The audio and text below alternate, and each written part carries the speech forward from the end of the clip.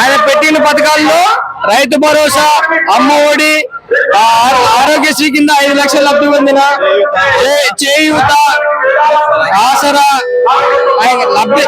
రాష్ట్రంలో లబ్ధి పొందిన వాళ్ళు ఎవరూ లేరు. ఆయన రైతు భరోసా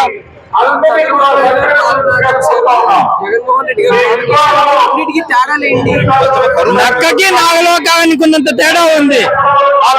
చంద్రబాబు ఉన్నప్పుడు కరువుతో రాష్ట్రం మొత్తం వల్లాడింది. జగన్మోహన్ రెడ్డి సీఎం అయిన ఫస్ట్ ఆయన ప్రమాణ స్వీకారం చేసిన రోజు నుంచే వర్షం కురవడం స్టార్ట్ అయింది.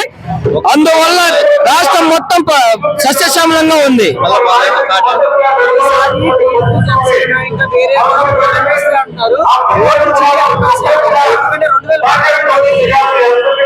అప్పుడు రాజకీయ 2014లో ఉన్న సిచ్యువేషన్ వేరు. ఈయన 5 ఏళ్ల పాలనలో ప్రజలకు ఎంత మంచి చేసిండో, ప్రజలకు అంత మంచి చేశాడు. కాబట్టి చంద్రబాబు, పవన్ కళ్యాణ్, షర్మిలమ్మ, ఇంకా బీజేపీ ఎవరైనా పొత్తురాని సింహం సింగిల్ గానే వస్తుంది.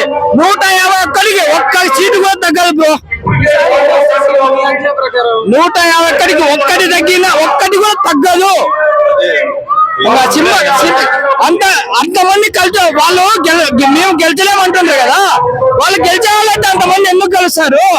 సింహం కాబట్టి సింగిల్ గా వస్తుండ్రు, వాళ్ళు రాలేకపోతుండ్రు కదా. ఇప్పుడు పవన్ కళ్యాణ్ గురించి ఒక మాట చెప్పాలంటే, ఇంకా పవన్ కళ్యాణ్ గురించి చెప్పాలంటే అది మాట్లాడే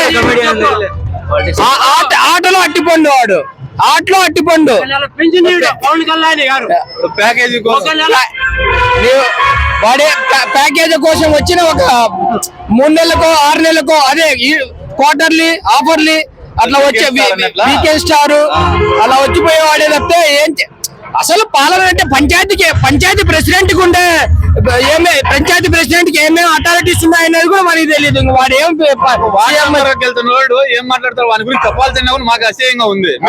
మీకు ఎలా ఉందో మాకు తెలియదు. 2024లో ఏ ప్రభుత్వం వస్తుంది? ఏ ప్రభుత్వం ఇంత మందిని జనాలను చూసి ఇంకా ఏ ప్రభుత్వం వస్తుంది అంటున్నారు. 151 సీటుకి ఒక్క సీటు తగ్గినా కూడా వాళ్ళే గెలిచినారని ఒప్పుకుంటా, వాళ్ళే గెలిచినారని కూడా ఒప్పుకుంటా. Please subscribe .news.